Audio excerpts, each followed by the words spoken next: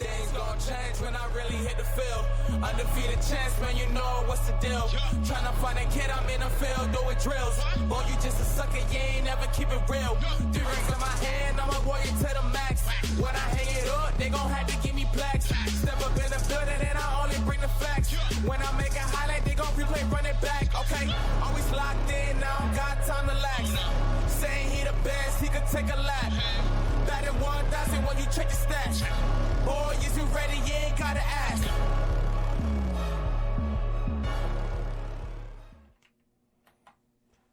Welcome to the Hitting the Field podcast here at WNSC at the Nicholson School of Communications and Media at the University of Central Florida in the beautiful Orlando, Florida. That was a mouthful. And I am Jeremy Brener, the host of the Hitting the Field podcast here at the Nicholson School of Communication and Media in Orlando, Florida at the University of Central Florida. And I'm here today with two of my good friends from Hitting the Field, the student-run sports talk show here at the Nicholson School of Communication and Media in Orlando, Florida at the University of Central Florida. First, we got to my far left, we got Armond Sarduy, Hitting the Field veteran. Welcome to the podcast, Mr. Armond. How are you? Oh, I'm good. How are you? Yeah, crazy how we're going from the TV screens, the screens of the internet. Now we're on the airwaves of the internet. It's crazy what they let us do. I mean, you gotta go reach the people somehow, right? Yeah, season 9 of Hitting the Field. We're kicking it off on Monday. It's go big or go home this season, and I'm very excited that we're gonna go big. We're gonna go more content.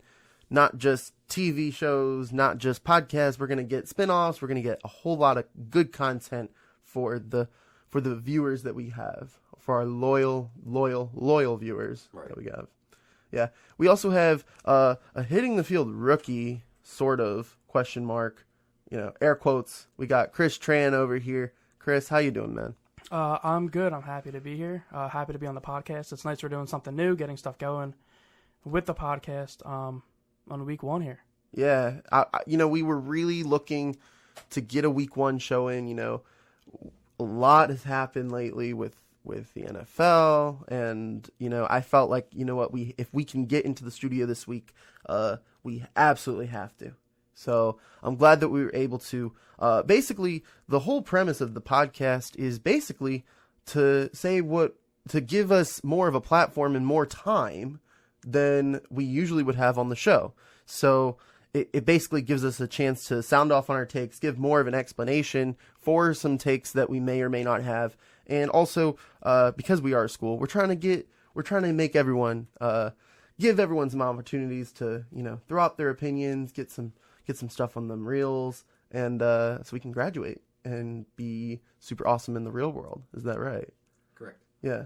See, Armand's with me. Chris, are you with me? Yeah, absolutely. All right, knock on wood if you're with me. Knock on wood. There you go. That's a knock right there from Chris Tran. All right. So, speaking of knock on wood, the Raiders played the end of Monday night in the end of week 1, and then we had the beginning of week 1 with the Packers and Bears. A lot happened from the Raiders and the Broncos all the way from the Packers to the Bears. There's so much that happened, 16 games.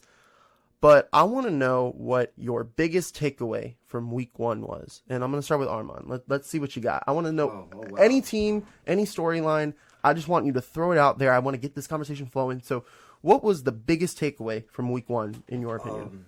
My biggest takeaway will have to be Sunday night when the Steelers played the Patriots. People going into the season, how would, the Steelers offense run without AB and Le'Veon? And Sunday night, we definitely saw that. Of course, it's against the defending Super Bowl champions, New England Patriots. But the thing is that the Steelers couldn't get anything done on offense. They really couldn't. They got limited to 3 points the whole entire game. And obviously, that every night's going to be like that. But that should have been like a statement game beginning of the season. Because critics going into the seasons, how would they play without Le'Veon, AB, and then that for sure told us hey, it's gonna be a long season for them. Oh yeah. I mean, it's tough because week 1 it's not a microcosm of someone's season. And it's, but also it's very easy to take a story that happened in week 1 and say, oh, look, it's going to, like, the thing is, like, some teams that lost in week 1 are going to be, like, look at the Saints last year. Saints lost week 1 and they won, like, 10, 12 something straight games? Right. Like, week 1 is by no means the entire season. There's still a whole lot of season left to play. But it's easy to look at some teams like the Steelers, like the Bears, teams that didn't perform super hot, and say, like, they're not going to be good this season. I don't know if that's going to be the case for the Steelers.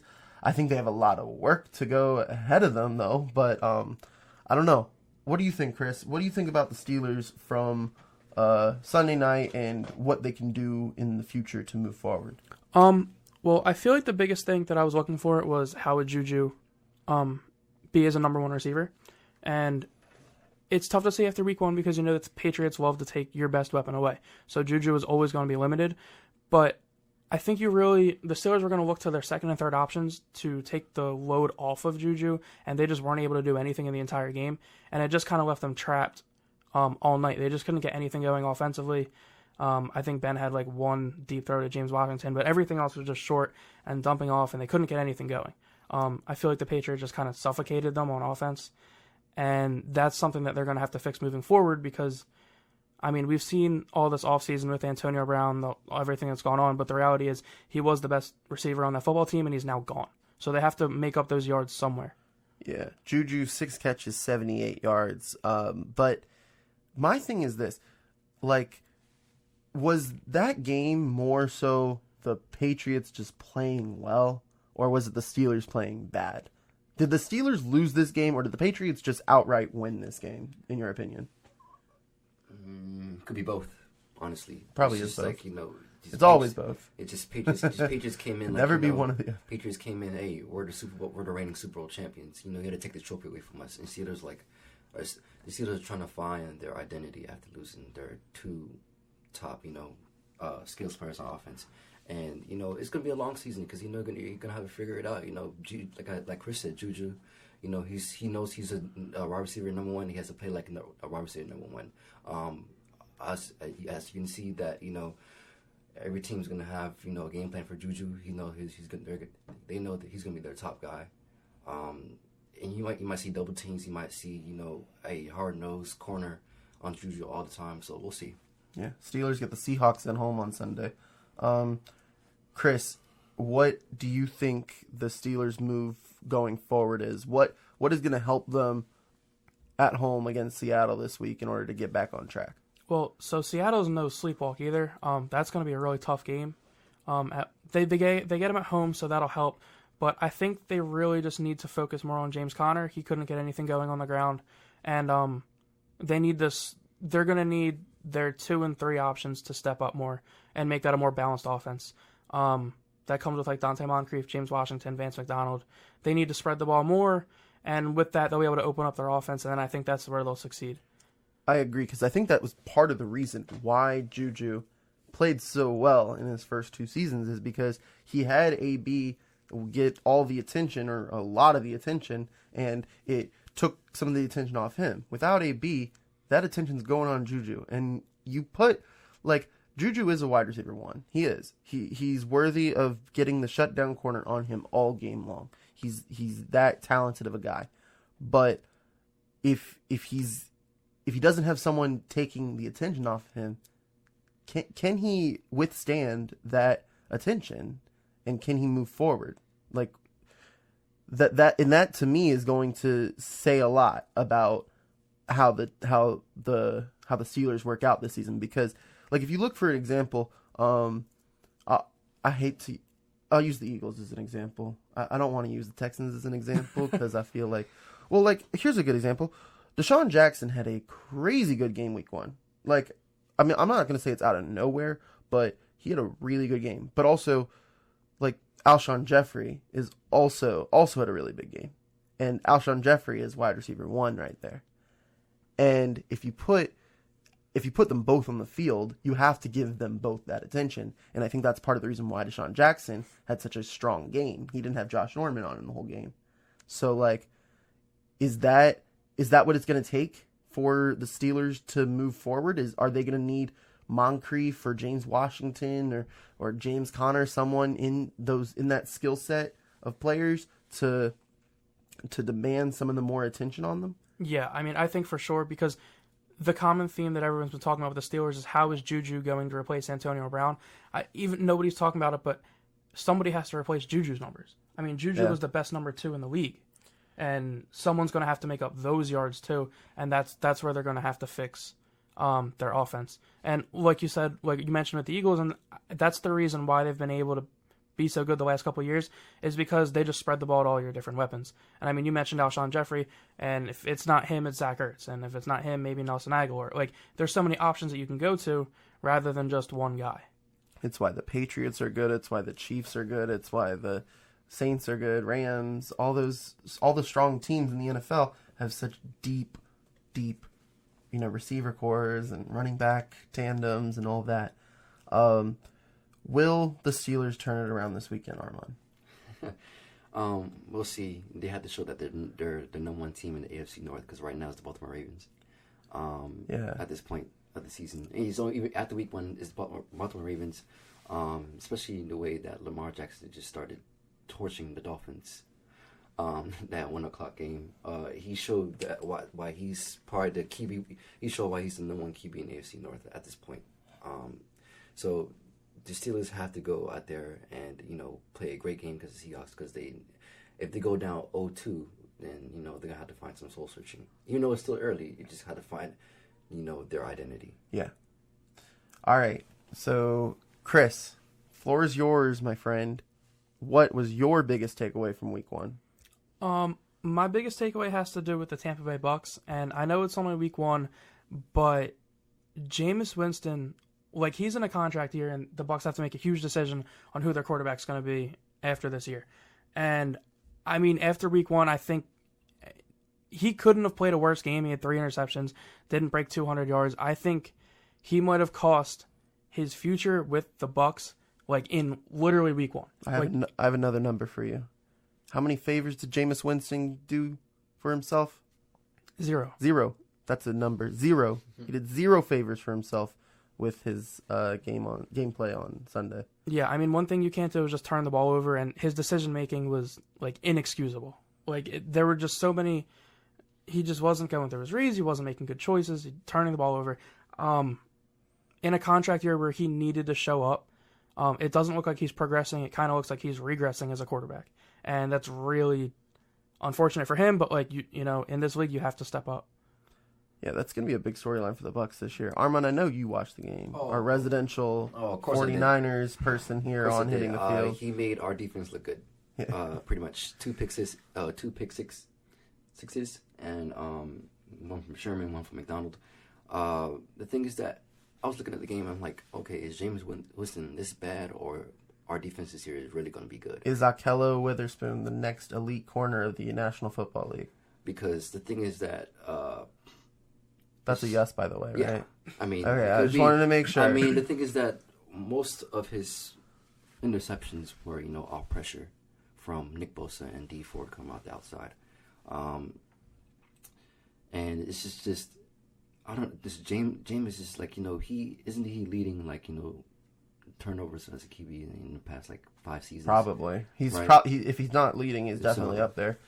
So as Chris said, the Bucks are gonna have to make a decision. Either they're gonna ride with their QB for the rest of the way, or they're probably gonna have to find it through the draft or during the offseason. Yeah, because he's stinking it up. This is year 5 for Mariota, for Winston, for that 2015 number 1, number 2, and you have Jameis, and how many playoffs has he won?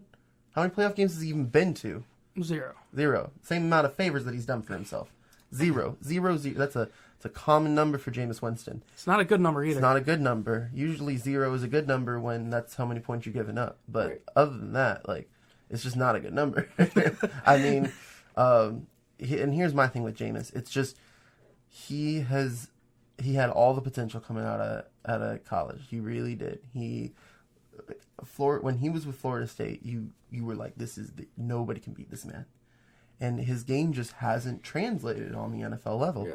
And I don't know if it's because the defense is just a little quicker than they were in college, or his, I don't know if it's even that, he's had the right scheme or something. He's been under, I want to say, 3 head coaches. I think, yeah. He's at least 2, because he has Bruce Arians this year for the first time. I think, yeah, it was Dirk Cutter before this year, and then Dirk Cutter hasn't been there the last couple. Like, he's had 3 NFL head coaches. So, I mean, is that part of the issue? I mean, Jameis hasn't been good since his rookie year. When you go in, especially when you're QB1, going after your rookie year, you're supposed to be progressing. He hasn't been progressing like he's supposed to be. And, I know Tampa Bay fans are, disappointed. You could also look at, is it the offensive line? Are they protecting him? Protecting him enough, for him to actually make accurate throws, or is it mechanics? We don't know. It's just that he's not playing the way a starting QB is supposed to be. He's not playing like a leader on his team. Yeah. And you could tell that with the defense, the defense is okay, but Jameis needs to wake up and be a leader for his team, especially in his contract year. It could go either way. They could say, bye-bye, Jameis, we don't need your services anymore. Or, you could go up to the front office and say, hey, this is a contract year. I want this type of money. I want to show that, hey, I'm worth this type of money. You know what I'm saying? And, you go in, like, especially, let me give you another example. What QB that I've seen that showed that they're worth the type of money that they're supposed to have is Dak Prescott. He torched the Giants. He looked like he looked like he's probably like top 10 QB, especially on Sunday. But going back to Jameis, is that he needs to show that, I'm the man of this team. I need to go out there and show that, hey, I want to ride. These boys ride with me and all the other stuff. So yeah, Tampa gets the Carolina Panthers tomorrow night in Charlotte. That's a very tough game for them. It's a must-win. It's a road division game. Those games are going to count down the line. And that's the beauty about this time of the year, is every team really has a shot, ideally. Even the 0-1 teams that look, I'm not going to count the Bucs out. Like, there have been weirder things that have happened. Texans were 0-3 last year. They made the playoffs. Like, just because you're 0-1 does not mean you're out. And that's why this part of the season is so enticing and exciting, is because there's so many teams that are still in the hunt. Another team that is definitely still in the hunt and will probably be in the hunt for a while is the Dallas Cowboys. And that's part of what I wanted to bring up for my biggest takeaway. The Dallas Cowboys looked, in my opinion, as the best team of the week. I agree. I think that there are, you can say the Patriots played really well. You can say, the Packers defense was super strong on Thursday night. But I think overall, and I know they played the Giants, and I know it's the Giants, but the Dallas Cowboys looked dangerous. They are going to be a serious threat for the Super Bowl this year. If they play like they did week 1. If they play like they did week 1, they probably win the whole thing. I'm going to be honest. I just think that, the passing game, like, Cooper had a big game. Gallup had a big game. Randall Cobb had a big game. Ezekiel Elliott, also big game. And that wasn't even the most we'd seen from Zeke. That was Zeke 5 days after he signed a contract. He hadn't been with the team all the training camp. Right. He also had a big game. Defense was strong, too. So, there were really very few flaws that we saw from Dallas. And, Zeke and Dak are in year 4 now, I believe. Right? Year 4, yeah. 2016 draft. So is in year 4 right now. So, and Dak's playing for a contract. And I also think that's part of it. It's part of why this season is going to be really strong for them. And I also think it's part of the reason why Jerry Jones should hold off on giving Dak that money for right now. I think Dak should wait until the end of the season. And it's tough because, Dak could be like, hey, look at how I played week 1. Pay me now so I don't get hurt in week 2. But also, if you play well in week 2 and you play well throughout the entire season and, you don't get hurt, you could be one of the top 3, maybe even the top 1 highest paid quarterbacks at the end of the year. Yeah, I mean, if he can rival Goff and Wentz's contract. If he plays like he did week 1, no question he's going to get it. I've always viewed, I guess, like before week 1, Dak like more of like a game manager, somebody who's not going to lose you games, but he's not really going to win them. But he was probably the most impressive player to me in all of week 1. Like, I completely agree with that. And like Kellen Moore in his first game as an offensive coordinator calling plays, phenomenal job. I mean, they looked to me they looked like the best team. They were the most impressive team week 1. Armond, who do you agree with that? Is there another team that can rival the Cowboys as the most impressive team in week 1? I would have to say probably the Saints. Are you sure about that? I mean, the Saints are probably equally as good or better than them, but like the thing is that it's the NFC is, NFC, for the NFC's wide open. Yeah, exactly. That's like, yeah. AFC about wrapped up, I feel. I mean, I say, I mean, the AFC, but AFC there's a team in Foxborough, Massachusetts that looks really good, and that's about it. There's also a team in Kansas City. And there's a team in Kansas City, Missouri that may be all right, but yeah. In the NFC, you can make the argument for Dallas. You can make the argument for Philly. You can make the argument for the Rams. You can make the argument for, the Cowboys. Right. You can really make several arguments for, several different teams. And, I mean, but would you say, like, in week 1, would you say that the Cowboys, was their team more impressive than the Cowboys in their week 1 performance? I mean, it's just a whole lot of teams that just played really well this past weekend. But I'll agree with you, the Dallas Cowboys, they really look really good. They really truly look really good. But the thing is that you'd say can they keep this up for the rest of the season?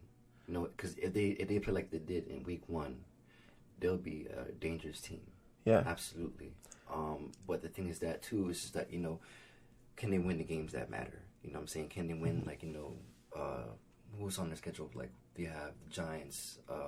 They're going to get the Eagles twice. They're going to get... who does the NFC East play this year? Chris, I know you know. They get the NFC South. Well, the NFC South. So they got AFC, the Saints. they get the Saints. They get the Patriots. They get... But other than that... Cowboys, Patriots going to happen later this year. They play the Saints, I think, on Sunday Night Football or Monday Night Football? I'd be surprised if it wasn't a primetime game. But, that brings me into our next segment in the show, week 1 flukes. So we talked about how teams can keep this up. What is one team that performed well in week 1 or did not perform well in week 1 that is definitely going to change things around? Like, week 1 is obviously, we talked about it earlier in the show, it's not a microcosm of the entire season. So which teams in week 1 or which, performances in week 1 did not will not be what the rest of the season will bring? Armond, you seem real excited to answer, so I'm gonna give it to you. Man, Cleveland Browns. Okay. Yeah. All right. Obviously, after that first game, the hype died down. Because they had Odell and Jarvis Landry. And obviously, the defense is looking kind of good. But when they played the Tennessee Titans, it was a wake up call for them. They were like, okay, we can't do this. We have all this talent on our team. We can't get blown up by 30 points by the Tennessee Titans. I mean, no disrespect to the Tennessee Titans. They're a good football team. But the thing that the Browns, they were a team, to come out the AFC to represent the AFC and the Super Bowl. But the thing is that they didn't play like that on week 1. I don't think they'll play like that for the rest of the season. But it was definitely a wake up call. Definitely. Yeah, I mean, if you look at the Browns, though, I think that what we saw on Sunday was a result of a team that was, 1, overconfident. Right. 2, I think we didn't give enough credit to the Titans and how well they can actually play. Right. Keep in mind, this team was in the Sunday night game last year to get into the playoffs. They were in the play-in game to get in the playoffs. And they were on the wrong side of it, right. Granted, because they were starting Blaine Gabbert. But they're a good football team, and we have to give them credit. And I think that their defense really showed up. I think that was a big part of why they won. Cameron Wake had 2.5 sacks. Right. You look at 3 interceptions, 1 from Malcolm Butler that went into the end zone. But we also saw 6 personal foul penalties on the Browns. And that is a sign of a team that is not disciplined enough. Right. And that, to me, is worrisome for the whole season. Because if you are, like, that's a stupid way to lose. Like, that's a stupid way to lose. They had about, maybe 8 penalties, and, most of them came. They had so many penalties that were just absolutely unnecessary. And I'm going to be honest with you, Armond. Look, obviously, I don't think that we saw the absolute best performance from Cleveland. I'm sure we're going to get better performances from them. But, right. I mean, look, when I was asked to pick this week for my pick'em pool, that I got some money, by the way. I won that. I was super excited about it. One of the big games that I had to pick was the Tennessee game. And Cleveland was a 5.5-point favorite, something like that. I picked the Titans because I just didn't think that Cleveland was there yet. And I think that Freddie Kitchens being there, he's not super experienced with being the head coach, and I'm not sure if he was necessarily the best person for the job. I understand why they hired him. They really want to put a lot of eggs. I'm not going to say they put all their eggs in Baker's basket, but they're putting a whole lot of eggs in Baker's basket. And I believe that Baker has the tools to become a contender, and I believe that he has the skill players necessary to become a contender, but there's got to be more discipline, and I'm not sure they're getting that from the coaching staff. Chris, what do you think? Yeah, actually, I completely agree with you, Jeremy. I picked Tennessee in that game as well. Of course you did, because you're smart, like me. And the thing is with the Browns, it's such a young team with a rookie head coach with so many egos. The beginning of their schedule is not easy. I mean, Monday night against the Jets, that's not a gimme at all. Then they get the Rams. That's going to be tough. The Ravens are going to be tough.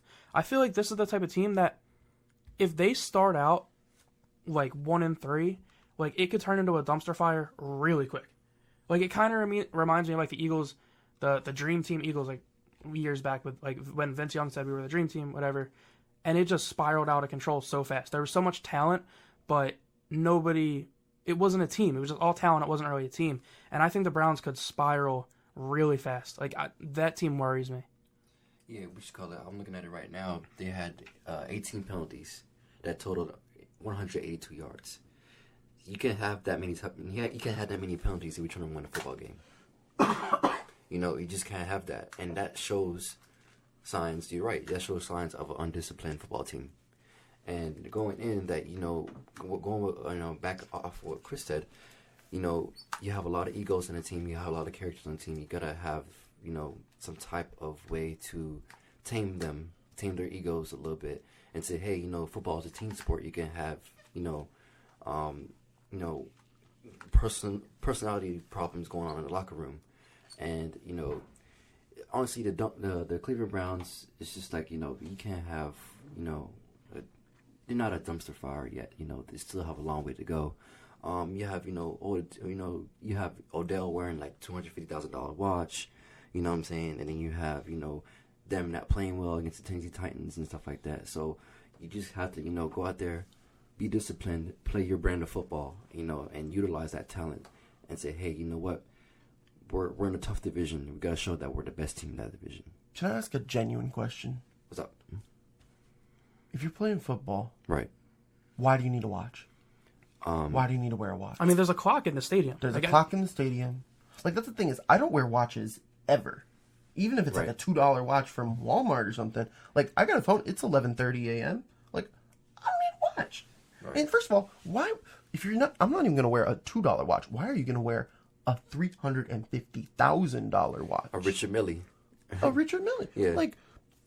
Look, I don't have the kind of money Odell Beckham has. I'm sure he has plenty of money that he can spend on, $350,000 watches and, but hey, yeah. I mean, why not spend that $350,000 on something useless, but that you can actually use? If that makes any sense. I mean, why not buy a new car? I wouldn't consider it useless, but I'm saying it's not really the type of gear you wear during a football game. No. I mean, at first, Has anyone else worn a watch during a football I mean, yeah, I mean, I've seen players where, matter of fact, I'll tell you, at first glance, I thought it was an Apple Watch with a sports band, like the one I'm wearing right now, with just like a little orange thing. That is a very nice watch, by the Yeah, way. appreciate it. Yeah. But, so at first glance, I thought it was an Apple Watch. I'm like, okay, that's normal. I've seen NFL players wear Apple Watches before, during games and during warm-ups and stuff like that. But Odell wore a very, very expensive watch. And I thought to myself, I said, okay, that's a weird flex. What are you doing wearing a very expensive watch during the game? I mean, hey, if you have a money, he's getting paid $17 million this season. Hey, you want to spend your money like that? Go for it. You know, I'm not here to judge. It's just Don't tell me how to use my money. Right. It's just a very weird flex. I've never seen that before. And honestly, Yeah. like when Odell was asked about that by reporters, I think that was kind of his attitude. He was like, "Why are you gonna try to question how I'm spending my money?" Kind of thing. And look, I mean, I get it, but like, I don't know. It's like the culture there just still doesn't seem right. Is it a better culture than what they had before? Yes, but is it the championship culture? That I think has remained to be seen. And I'm just going to throw the other side of it out there. If the Browns are winning football games, nobody's caring what Odell's wearing. It's true. You know, like, it's only really a question because of how they played week one. If they're taking care of business on the field, all that other stuff off the field with the watch, that all goes away. I'll tell So you, it all just comes to playing well. Because I'd tell you this, if the score was flipped and they won by 30, then we're like, Odell, what are you wearing? Oh, I'm wearing my $350,000 watch.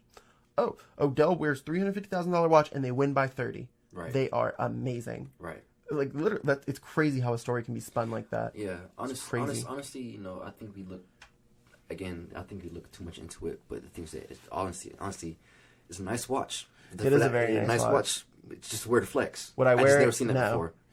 before. Man, if only I could make $350,000 someday. That's all I gotta say. In a year. Not even. In a year, in 5 years at this point. Actually, that's hopefully attainable. Yeah, I pray. We should get there. Yes. Chris, I'm going to hand the floor to you now.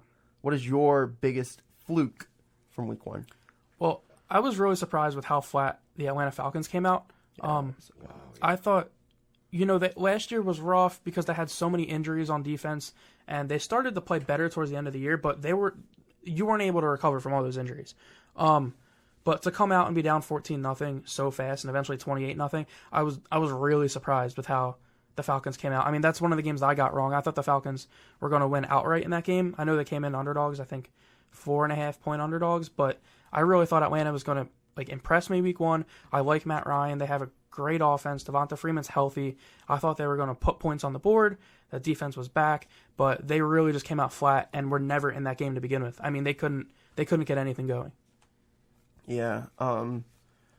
They're paying Julio so much money to not score points. That's kind of. I thought that was kind of funny. But I mean, he's top 5 wide receiver in my book. 100%.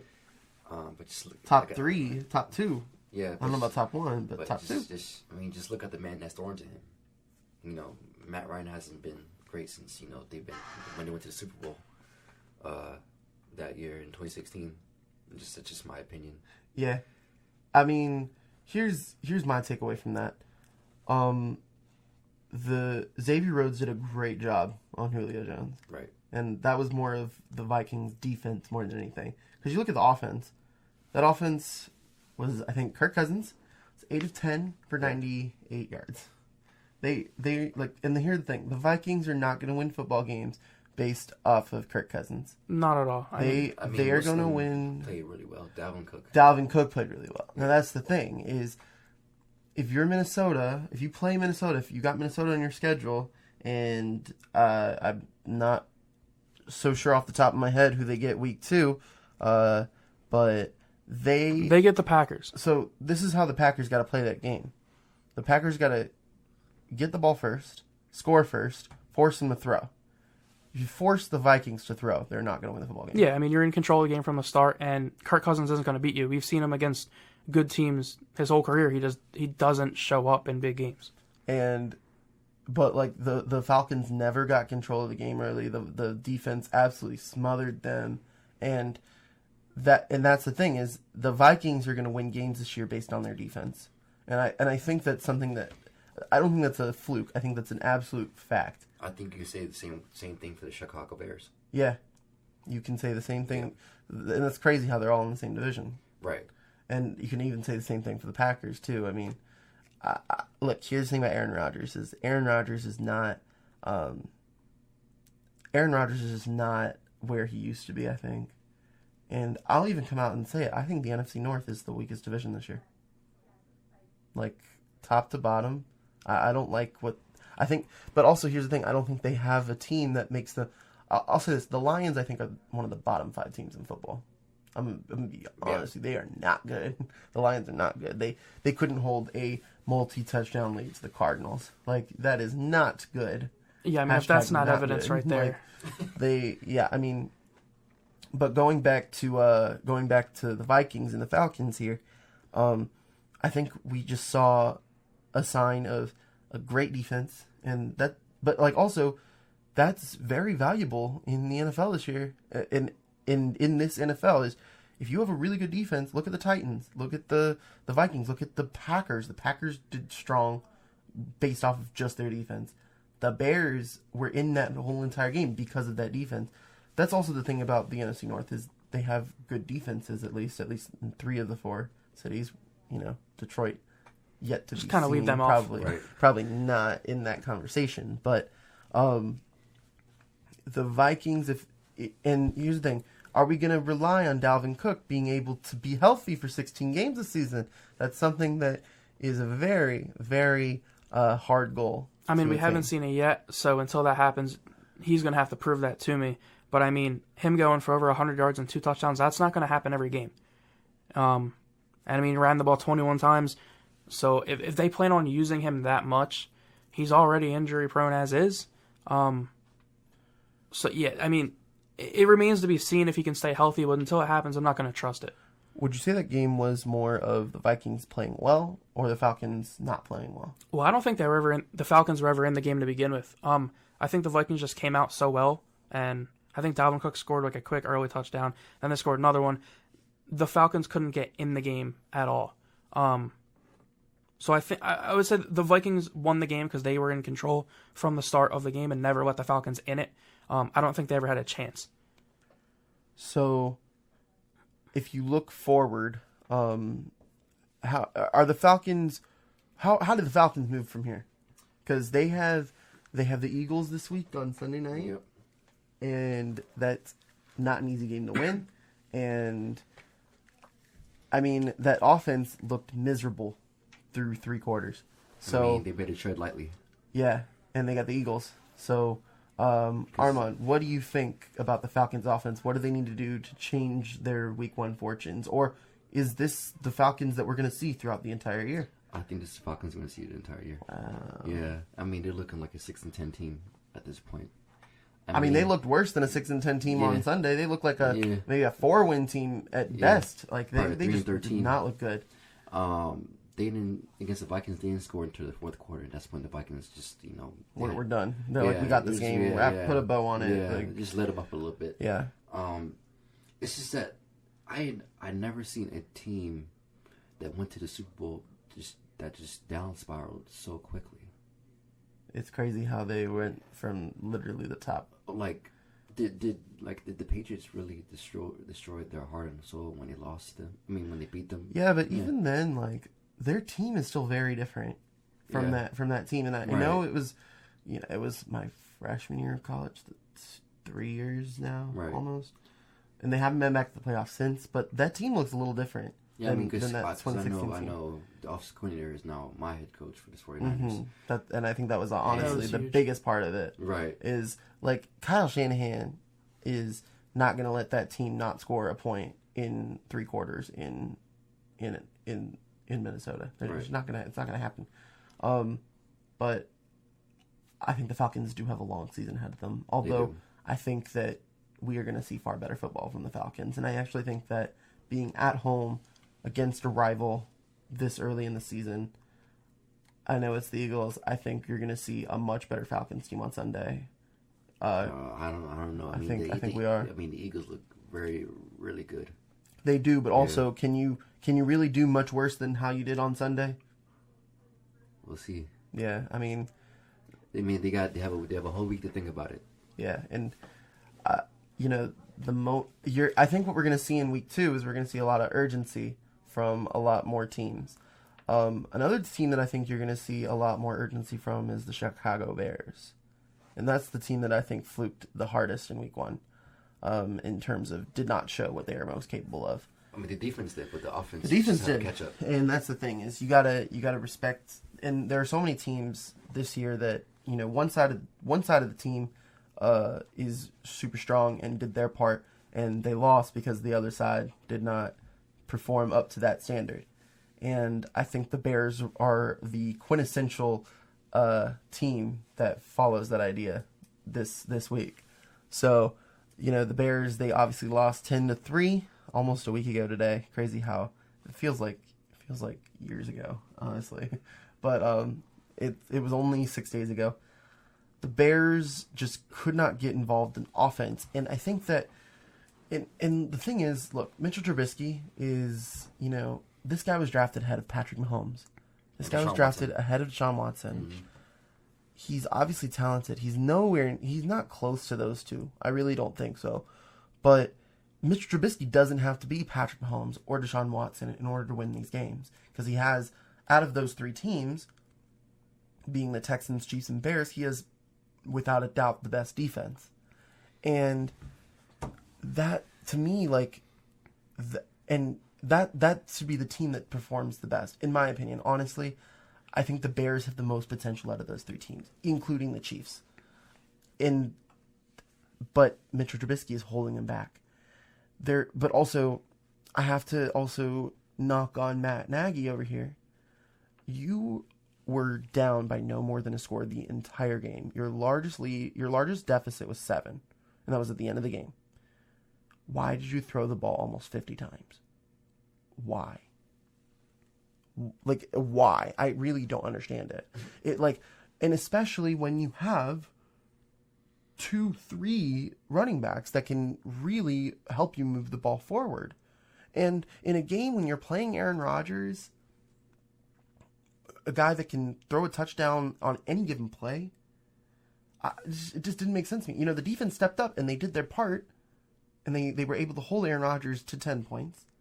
But, like, against the Packers, like, to me, like, when you play a team like a Aaron Rodgers or a Tom Brady or a Drew Brees, a quarterback that's just going to absolutely torch you, Patrick Mahomes also in that conversation, the way you win those games, you run the football, kill the clock, and take the time away from that offense. Tire out the defense, and then you get your points there. And that's what the Texans did against the Saints. But the Texans, unfortunately, didn't do it enough. Mm. And to me, that was the problem that the Bears had, is they didn't manage the game correctly. And I wish that they had run the ball more, because they also have David Montgomery, who could be the best rookie running back this year. He was my favorite rookie coming out. I mean, I really liked him. He looked good on Thursday night. I mean, Chris, pull up his stats. Like, let's see this. I mean, he only got the ball 6 times, and that's why. Like you mentioned, they passed the ball way too much. They ran the ball 15 times as a team. Montgomery ran the ball 6 times. Tariq Cohen didn't have a carry. It looked like they just turned him into a slot receiver. Which is fine. Yeah. Like, that's like you have Mike Davis for a reason. You drafted David Montgomery for a reason. Tariq Cohen is probably a better catcher than he is a runner. Oh, absolutely. But like, but that's the thing, is like, that's an easy fix. The Bears have the personnel good enough to contend for a Super Bowl. They're up there with the Saints. They're up there with the Cowboys. They're up there with the Eagles. They are a team that can contend here. Mm-hmm. But to me, their problems weren't necessarily on the field more than they were off the field. And that's why I think that we're going to see something different from the Bears moving forward. Yeah, I kind of disagree with you, because I don't think they were a fluke, because the strength of this team is the defense, and they did exactly what you were supposed to do. I mean, if you hold Aaron Rodgers to 10 points, you should win the game no matter what. I don't care what team it is. You should be able to beat the Packers if you hold Aaron Rodgers to 10 points. Bears offense. And that's why I don't think it's a fluke, because I just think this is who this offense is. Mitch isn't going to win you any games. Yeah, they definitely should have ran the ball more, but as far as clock management, I mean, you kept Aaron Rodgers at 10 points. You're not going to do anything less than that.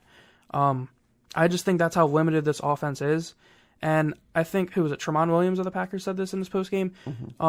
If you can make Mitch play quarterback, you'll have a chance. And that's just how limited he is. I mean, you have Matt Nagy, who's one of the most creative offensive minds with all these bells and whistles on offense to spread you out and get the ball into playmakers' hands. Why not use them? Yeah, exactly. And if Mitch can't do it with him, I mean, he's in a great spot with a great coach. It's just, if he can't do it with him, he's not going to be able to do it with anybody. And that's why I don't think it's a fluke, because this is who I think Mitch is, and it's just who I think the Bears offense is going to be. Yeah. So Bears have an interesting game week 2 against the Broncos. On paper, a game they should win, but the new head coach for the Denver Broncos, Vic Fangio, is the old Bears defensive coordinator. He has a bunch of inside information other teams don't have. He's probably the best person to prepare his team against the Bears. Although, like that. So if it's I think the Bears will win this weekend, but it wouldn't surprise me if they go 0-2.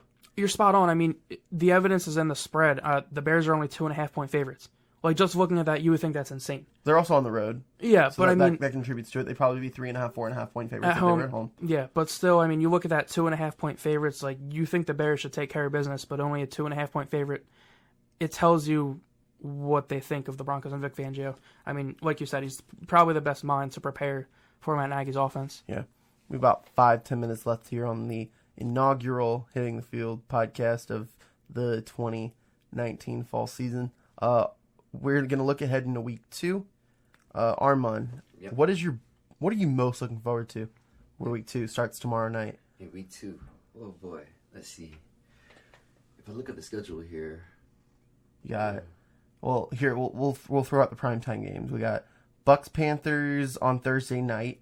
right? We got Sunday night football, Eagles Falcons. We spoke about that. The Browns and the Jets get Monday night, and then you got the Saints and the Rams. Yes, Yes. that one. Yes. That one. Yes, that one. That's The Saints Rams rematch. That's oh that yeah, that definitely. that thing. Yeah. Too bad it's a 4:25 game. I wish that was like a Monday night, or Sunday. Although night. I don't mind that. I actually like that. Late afternoon Yeah. start. Me too, It's like yeah. it's the right time of the day. It's never Watch gets Red Zone too at late. 1, and then Red you Zone can at 1. go yeah. right into But that game. honestly, that is the game I'm looking most forward to, because especially how last season went down in the NFC Championship game, I know that the Saints are going to be smelling blood. They want the Rams so bad, and they want to beat the crap out of them. Mm-hmm. Especially after that, no call passing interference. That was the craziest thing I ever seen. You had the Saints fans going to federal court to sue the Rams and NFL for over a pass interference call. Yeah. No pass interference call. I actually think they can get pretty close to selling out the Coliseum. Yeah. Which is crazy, because that stadium is ginormous. Yeah. So, honestly, Saints fans are going to show up to that Coliseum. Rams fans are going to show up to the Coliseum. Obviously, there might be maybe... Saints are going to have a large following from Metairie and, New Orleans. Yeah, on average, it may be maybe 4 or 5 fights. Oh, maybe 4.5 over under. If that includes fans as well in the stands. Oh, if it includes the fans, I think it's definitely over. So, but going into especially the Saints, though, they're going to be energized, especially what they did to your Texans on Monday. No offense. That's the Texans' fault, But not the Saints' fault. they're going into LA territory. Yeah. Having won that game like that, it's gonna be a great game. So, I expect nothing less but greatness from those two teams. Yeah. Chris, what you got for us? I mean, obviously, I'm excited for the Eagles-Falcons game, just being an Eagles fan. I think it's going to be a really good game, because I do expect the Falcons to come back much better than Week 1 performance. But I just think as far as a whole, Week 2, Week 1, everybody's just trying to see where they are. But Week 2, is an important week. Nobody wants to start off 0-2. That can put a damper on your season right off the bat. So there's just a lot of competitive games on the slate. I mean, the Vikings and the Packers are going to be a good game. The Steelers and the Seahawks is going to be a good game. Even the teams that are not primetime games, there's just going to be a lot of close games. I think there's a lot of tough games to pick. I was just looking for my pick 'em, like who I'm going to pick. There's just a lot of tough games on the schedule this week. Yeah, I mean, Armond, you got something to add here? Another game I'm looking forward to is probably the Oakland and Kansas City. That is gonna be a game. Yeah, especially especially what they did on Monday night. Raiders is like, you know what, we're past Antonio Brown. You know what I'm saying? This is what our team. This is what we're capable of. And and Kansas City too. They're coming off a win against the Jaguars. But they took. They're coming in a little bit hurt.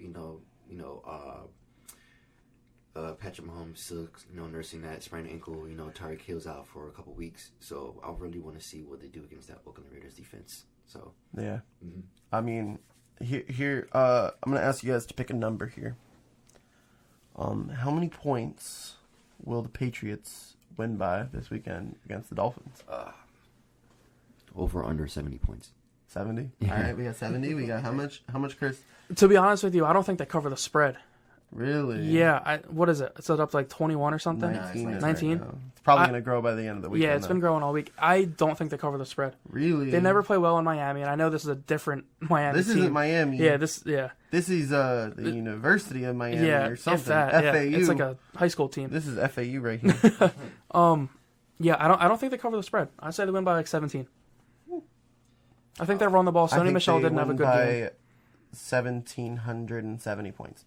Also wasn't surprising. But, I mean, I'm interested to see if AB's going to play. I really am. If I had to say right now, I don't think he's going to play just because of all the stuff that's happened with him this week. This is like, the real NFL week for these teams starts today, and I'm sure we'll get information, hour by the hour, because it seems like every hour there's something new to this story. But he could be making his debut in Miami this weekend, which is crazy to think about. If I had to guess, I don't think he's going to. But I think it's too early to say whether or not he actually will or not. I mean, he practiced with the team this morning, so as of right now he's active. Yeah, so like if the game was tomorrow, I would think that he probably would play. Right. But there's just so much time between now and Sunday, and you never know. But another game that I'm really looking forward to, though, is this Monday night game. Browns-Jets. Odell's return to New York, sort of. That's going to be It's Odell versus Le'Veon, Jarvis Landry versus Le'Veon, Baker versus Darnold, the top two quarterbacks from that class. There's just so much... And you don't want to be 0-2, like you said, Chris. That's gonna be a really competitive game in New York City. Odell has a big following in New York, and I don't think they play the Giants this year. No, they don't. So this is Odell's first and last trip to New York this season. So I think we're gonna see some fireworks. Who do you think's gonna win the game? If I had to guess right now, I would say the Browns. Only the Browns because have to win that game. They do. Yeah. But also, that Jets defense is not a defense you can overlook. Quinnen Williams, potential defensive rookie of the year. C.J. Mosley had a pick six last week. Probably the top linebacker in free agency, signed with the Jets. And I also think that the Jets are going to figure it out on offense at some point. They have the tools for it. They acquired Demaryius Thomas, although I don't think he's going to figure to be in their plans for a good portion of the year. I can't see it, but I'm looking forward to that game, and it's a good game to have on the Monday night. Strong scheduling this week by the NFL schedule makers. I don't think there's really any dull games this week. I really can't pick one out of the 16 games we got. But that's going to be all for us today. But before we go, I do want to talk a little bit about what we have in store for hitting the field this season. We do have a lot in store. We had a lot of our seniors leave from the spring, but we do have a lot of new, fresh faces in the fall. And the idea for this season, the goal this season, is more. And that's just the one word that I could use to describe it. We're going to have more content, more platforms, just more chances, more of us, more visibility from hitting the field. We got the podcast started up and running. We're going to come hopefully live every week for the semester, and then hopefully we can continue that in the future. Being more active on social media. That's a big thing for us as well. We're hoping to get our own little social team running. And then we also got our Hitting the Field show. We're going to be going live at noon on Monday for the season 9 premiere of Hitting the Field. And not to mention, we also have a new